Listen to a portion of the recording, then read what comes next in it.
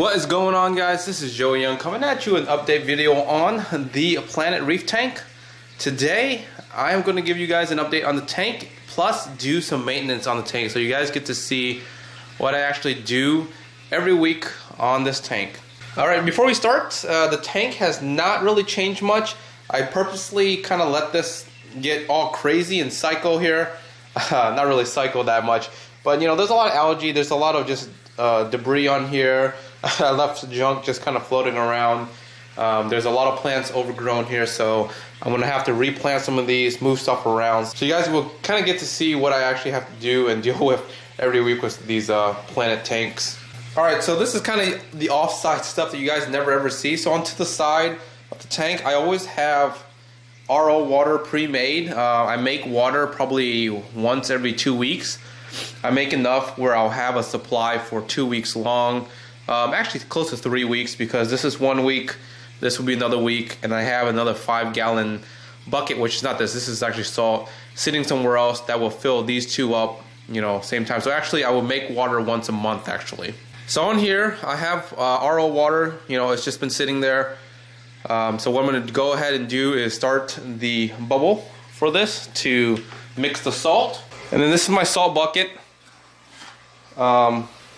Pretty much I take 1 cup and the second cup is almost full, and that should get me to the ballpark, and then I will probably put a little bit more in once I measure it. So this is how, I guess if you do it long enough, you kind of get a ballpark of how what you actually need. So this is, you know, about 2.5 gallons of water change is what I'm going to do.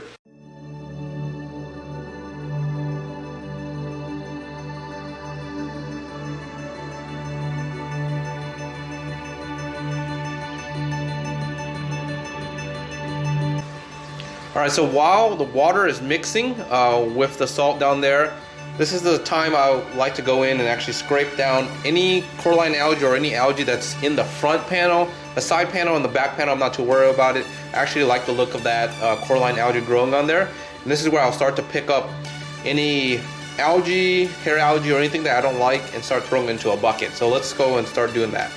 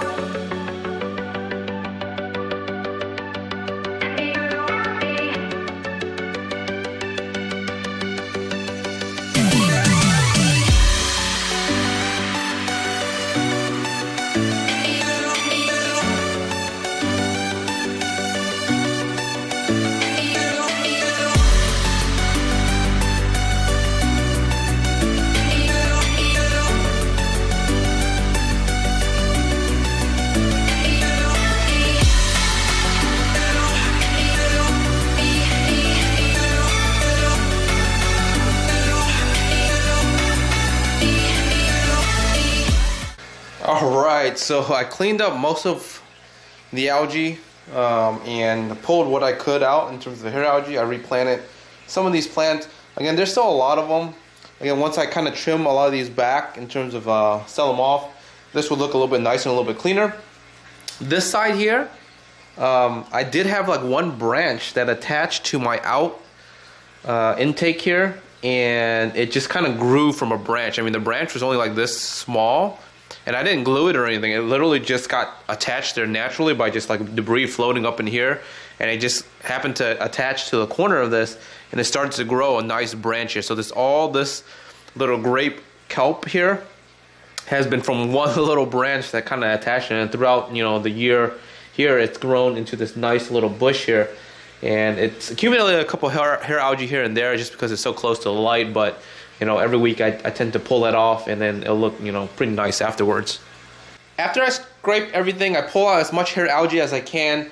I normally go back with a toothbrush and kind of clean the rocks a little bit because there'll be hair algae in the rocks here and there. So I'm gonna go ahead and just kind of scrape some of the bigger rocks. The little rocks, like this one here, I'm not too worried about, but I'm gonna go ahead and just kind of knock out any debris here. So later when I siphon this tank, I'll pick up as much debris as I can.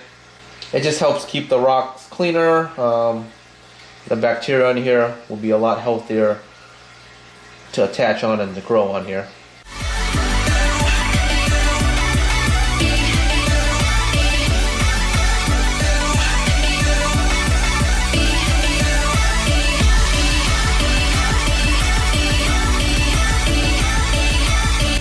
Now, I don't want to remove all this algae here because there is another macroalgae that I'm trying to grow, but it's just been taken over by this hair algae, so gotta kind of be a little careful there. Just gonna go ahead and brush around this stuff here.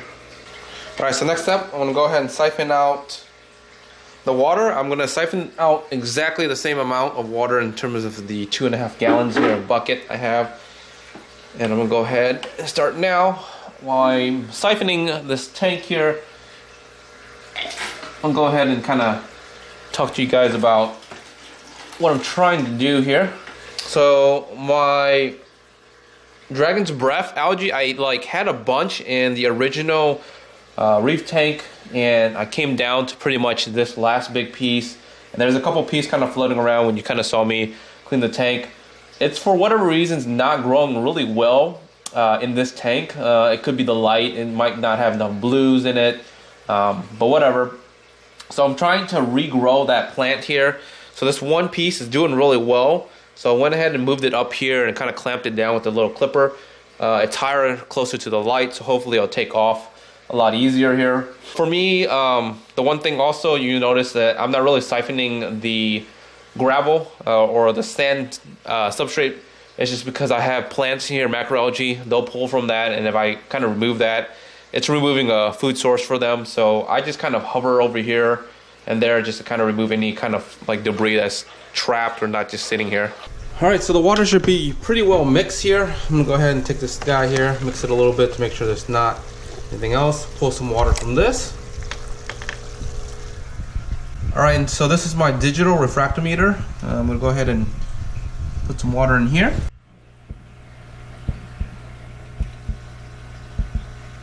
Press my little button, bam, right on target. It's slightly low, but actually this tank here is running at 1.026. So anywhere between here and 0.26 is fine. So I'm not too worried about that. It's actually really well targeted. So I'm gonna go ahead and dump this water into the tank now. All right, before I go ahead and dump that water in, I'm gonna go ahead and put some prime into the water. And then also I use Chem Replenish. This is for RO water, so if you are mixing any RO water, you need to definitely mix in some sort of RO Replenish water. It restores the GH in the water, basically minerals, trace minerals and stuff that gets removed from your filter of your RO unit. Go ahead and dump the water in. I do it old school with the bucket just because, you know, this is a very small little, you know, water change. It's only 2.5 gallons, so it's not heavy. It's nothing like crazy. All right, so water's all in. Pretty much everything is good to go. I'm gonna go ahead and turn on the pump again so that everything is running. In addition to the water change, I also always fill in my auto top off unit. It's almost full, but I'm gonna go ahead and top this off. I'm gonna just show you guys what I do. This is a 5-gallon bucket, so this will last me about 2 weeks if I didn't fill this up completely. I filled it up, you know, in the middle of the week just for fun, but it looks like it needs to be topped off, so I'm gonna go ahead and top this off.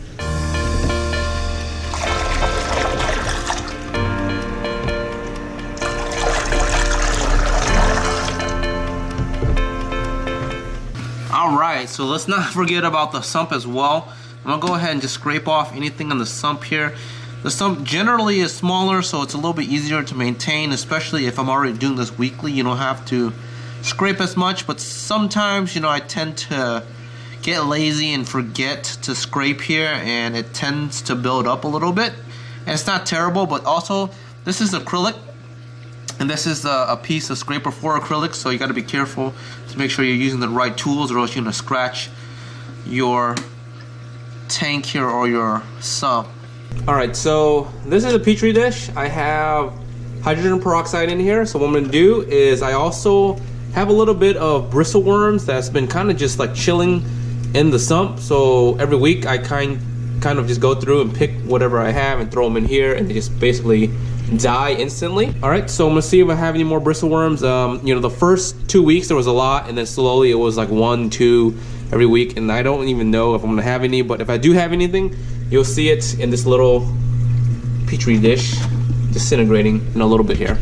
All right, what the, how did this, look at this. These clownfishes are awesome. If you guys ever get the chance to own a reef, definitely a clownfish is a must. They have so much personality.